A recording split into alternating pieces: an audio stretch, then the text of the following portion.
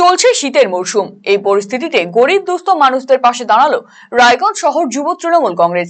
রবিবার শহর যুব তৃণমূলের পক্ষ থেকে বস্ত্র বিতরণ শিবিরের আয়োজন করা হয়েছিল রায়গঞ্জে।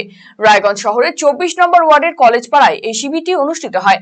এখানে উপস্থিত ছিলেন জেলা তৃণমূল কংগ্রেসের সভাপতি কানাইয়ালাল আগারওয়াল, জেলা যুব তৃণমূল কংগ্রেসের সভাপতি কৌশিক গুণ, শহর যুব তৃণমূল কংগ্রেসের সভাপতি চিরঞ্জিত দত্ত, তৃণমূল নেতা তিলক চৌধুরী, কেয়া চৌধুরী সহ অনেকেই। প্রায় 7 শতাধিক মানুষের হাতে এদিন শীত বস্ত্র তুলে দেওয়া হয়।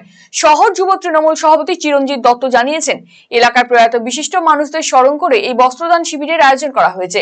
বহু মানুষ যাতে শীতের মরশুমে গরম পোশাক কেনার মতো সামর্থ্য থাকে না, তাদের হাতে এই শীত বস্ত্র তুলে দেওয়া হয়েছে। আগামীতে দলীয় নির্দেশ মেনে আরো কর্মসূচি গ্রহণ করা হবে।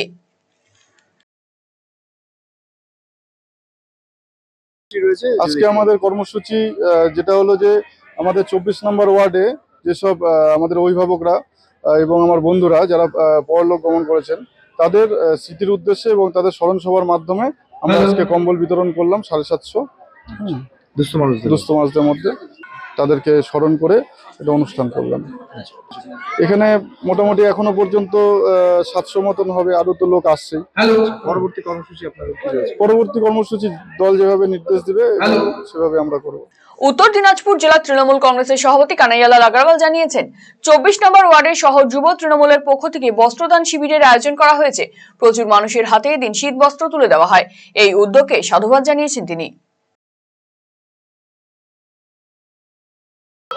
আজকে এখানে 24 নম্বর ওয়ার্ডে রায়গঞ্জ শহর তৃণমূল যুব কংগ্রেসের উদ্যোগে একটি বস্ত্র বিতরণী, সাথে সাথে এই ওয়ার্ডে যারা পূজাত হয়েছেন তাদের প্রতি শ্রদ্ধা জ্ঞাপন।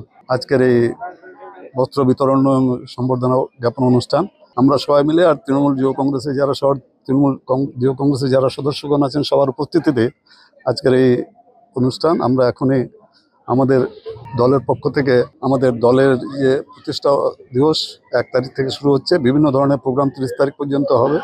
আগামীকাল 23 তারিখেও একটা ধিক্কার মিছিল হচ্ছে। রাজ্যসভায় যে স্বরাষ্ট্রমন্ত্রী যে মন্তব্য করেছেন আম্বেদকর সম্বন্ধে, তার বিরুদ্ধে আজকে আমরা এখনই এখানে এই কম্বল বিতরণ অনুষ্ঠানটি এখনই শুরু হবে।